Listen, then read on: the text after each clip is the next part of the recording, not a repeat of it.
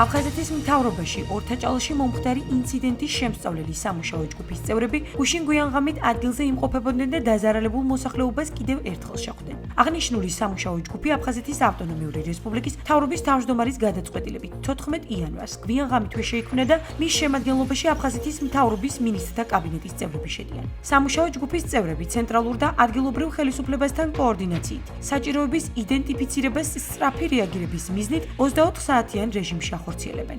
ადგილზე გავიცანით არსებულ ვითარებას, მჭიდროდ თანამშრომლობთ თბილისის მერიასთან, ჯანდაცვის სამინისტროსთან და სხვა ცენტრალური ხელისუფლების უწყებებთან. ამ მომენტისათვის თითოეული მაცხოვრებელი დაბინავებულია. მოგეხსენებათ, რომ შექმნილია ჯგუფი, სამუშაო ჯგუფი, თავმჯდომარის ხელმძღვანელობით, მინისტრებით. ჩვენი კომპეტენციის ფარგლებში ვსწავლობთ ადგილზე ვითარებას.